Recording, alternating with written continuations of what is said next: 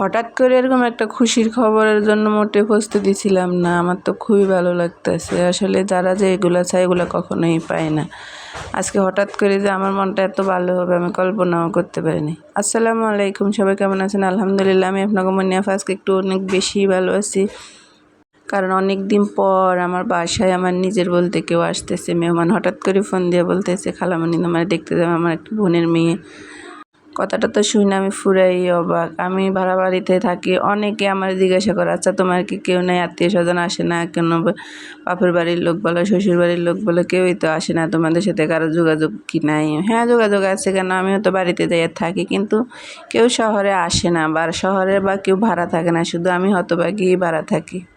আল্লাহর রহমতে সবাই সব কিছু আছে, বাড়িঘর সবার অবস্থা খুবই ভালো আছে। আল্লাহ আমার যেরকম বানাইছে, আমার গরিব বানাইছে, হয়তো আল্লাহ কোনো দিন আমারও বড় লোক বানাবে, তাই নিয়ে আমার কোনো দুঃখ নাই। কিন্তু আত্মীয় স্বজনগুলো যখন দূরে থাকে, খোঁজখবর থাকে না, তখন অনেকটাই কষ্ট লাগে, খারাপ লাগে যে রক্তের সম্পর্কের মানুষগুলা কেন এরকম হয়েছে, তো স্বার্থপরের মতো চলাফেরা করে। আমি এমনি একটু বেশি মনে হয় ইমোশনাল, আমার যুক্তি হয়তো সবার সাথে মিলে না, তাই হয়তো আমি এরকম বেশি ভাবি যে কেন এরকম সবাই দূরে দূরে থাকে।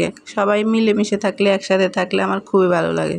অনেকে আছে না যে শ্বশুরবাড়ির ননদ, দেবর, এই শাশুড়ি, জালেগোর সাথে কত রকমের ঝগড়া ঝামেলা। আসলে আমার সাথে তাদের কখনো ঝামেলা হয় না, কখনো ওদের সামনে দাঁড়ায় বলি নাই যে তোমরা ভুল আমি ঠিক।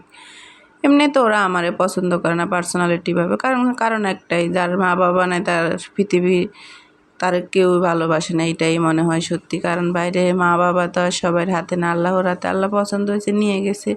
একটা কারণে ম্যাক্সিমাম, আমি না, হাজার হাজার মেয়ে আছে শ্বশুরবাড়িতে লাঞ্ছিত হয়।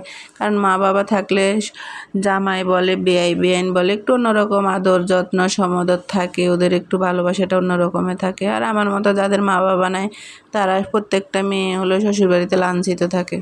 তাই নিয়ে ওদের উপরে আমার কখনো ওরকম কোনো অভিযোগ নেই, কিন্তু আমার ভিতরে অনেক কষ্ট আছে, হাজারো কষ্ট আছে। কিসের জন্য এত কষ্ট পাই আমি নিজেও জানি না। মাঝে মধ্যে কোনো কারণ ছাড়াই আমি এত প্রচুর কান্না করি, এত কান্না করি, আমার পুরা মাথার যন্ত্রণা, মনে হয় 2-3 দিনও আমার কোনো ঘুম হয় না টোটালি। দেখো, অনেক কথাই বলতে আসি, বলতে বলতে দেখেন আমি আজকে 2 রকমের রান্না করতে আসি। 2টা রান্নাই শুধু ভিডিও করছি, অনেক কিছুই রান্না করছি, ভাজি ভুজি, প্রথমে হলো ইলিশ মাছ দিয়ে মিষ্টি কুমড়া করছি। ওভাবে মিষ্টি কুমড়াটা আমার মেয়েও খাইতে চাইছে, আর আমার বোনের মেয়েরও অনেক পছন্দ। এভাবে মিষ্টি কুমড়াটা হালকা একটু ভেজে তারপরে ইলিশ মাছ দিয়ে, ডিমালা ইলিশ মাছ দিয়ে রান্না করলাম। আমার মেয়ে তো পুরাই অবাক, আম্মু তুমি অনেক দিন পরে রান্না করতেছো। আসলে মন ভালো থাকলে সব কিছুই সম্ভব, অনেক ভালো ভালো রান্না করা যায়, রান্না করলেও খাবারগুলো অনেক টেস্ট হয়।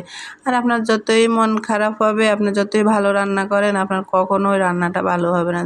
মনের উপরে নির্ভর করে রান্না বলেন যে কোনো কাজ, আপনার মন শান্তি তাহলে সারা দুনিয়াটাই শান্তি। আপনার মন অশান্তি, আপনার কাছে সব কিছুই অশান্তি, আপনার কোনো কিছুতে শান্তি খুঁজে পাবেন না।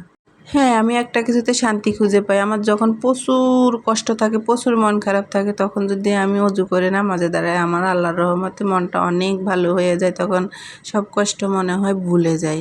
তো সব কিছু মিলে আজকের ভিডিওটা আপনাদের কাছে কেমন লাগছে অবশ্যই জানাবেন, আর কে কোথায় থেকে দেখছেন সেটাও জানাবেন। আমি চট্টগ্রাম থেকে আপনাদেরকে নিত্য নতুন ভিডিওগুলো দেই। আমার তো আপনাদেরকে ভিডিওগুলো দিতে ভালো লাগে, কিন্তু আপনাদের দেখতে কেমন লাগে কখনো কেউ জানালে না যে আমার ভিডিওগুলো কেমন হয়, আমার ভয়েস, আমার সব কিছু মিলাই। তো আজকের মতো এখানে বিদায় নিলাম। সবাই ভালো থাকবেন, সুস্থ থাকবেন, আল্লাহ হাফেজ।